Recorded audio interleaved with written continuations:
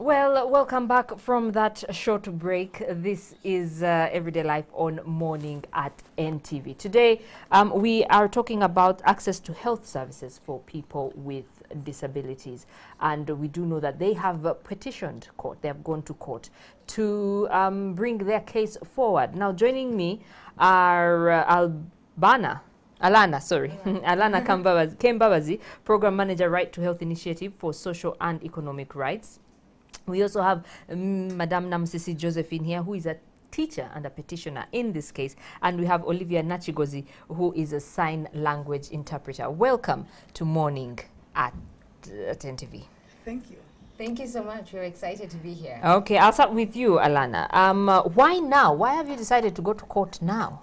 Yeah, so this has been in the works for a while.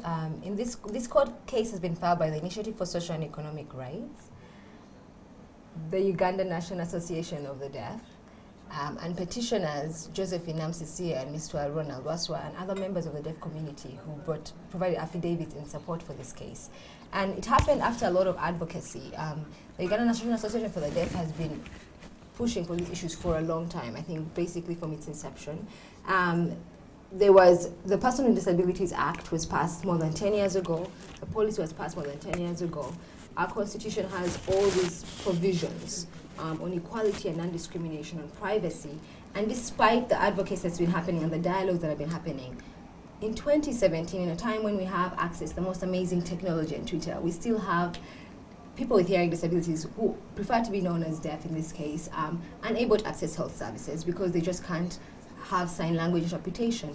They don't have health workers who understand them, who are trained in sign language, and they don't have sign language interpreters in the health facilities. Yet these are things that are supposed to have happened according to the laws we passed and according to the commitments we passed. And as we talk about making sure that no one is left behind, we're now in the era of the Sustainable Development Goals. We're talking a lot about universal health coverage, and we're talking about developing as a country, yet we continue to ignore a certain segment of the population and do not take steps to ensure that they're able to access services just like every other Ugandan, then it's a problem. So we're asking the court to come in. There are a number of constitutional rights we believe have been violated and are still violated by the omission of the government in this instance. And we also believe that the court pronouncing on this can really make sure the process moves forward as it should. Because for us to really truly commit to leaving no one behind, we need to ensure that this happens as well. Okay, thank you very much for that brief. Maybe now we can hear from Josephine Namsisi, if she can give us her experience maybe at a health center and how she felt, because we did run a story during the week and it was quite touching, but maybe she can give us a personal experience. Yes. Thank you so much. Of course, we are not happy with our health services because of different situations that we have gone through. Many times when we go to hospital, doctors ignore us. They call us kasilu in Uganda, which means stupid. And sometimes we are given wrong medication. And we sit for a long time waiting to be served. And we miss out on a lot of information. For example, family planning. Many deaf people fail to make their own decisions regarding this. And they force us. They just give us what we don't want. But we have a right to make a decision on the family planning method to use. So, because the doctors do not know sign language, they choose the method that they want us to use. And sometimes we are even given overdose, which affects our health. Me as a woman, I have already seen some deaf people passing away when they are pregnant. You know, sometimes you're being forced to go for operation without your consent. But because of the communication barrier, it is a problem. We have nothing to do. We accept whatever the doctors say. But it is really very painful, and this is not what we want. And many times when we go to hospital, we also want information, like on HIV and AIDS. How do I protect myself. And the doctor will say, will give an excuse, I do not know a sign language. That is very, very painful to us as deaf people. We have a right to health just like any other person. Can I ask, sorry, I just want to ask, what about reading? Is reading not an option? Because she's saying sometimes for family planning, they just give them things, but if you read, this is injector plan and I don't want it, I would prefer the pill. Can you maybe not write that as well? Is that? Yes, for those of us who have been to school, we are able to read. For example, myself, I'm able to read. But other deaf people who have not been to school, and they only use sign language, they're not able to read. They can only benefit from sign language interpretation. So if they're not sign language interpreters, completely left out. Okay, and I did see that there are some 3 things that you want. You want sign language interpreters in hospital. Yes. You want medical personnel to be able to use sign language. And number 3, labels on drugs to be brailled for people with visual impairment. Yes, so to clarify for this particular case, the first 2 are the ones that are really at play, because I think the labels, and that's, I think, for a different issue, because it's for people who have visual impairment disabilities, yes.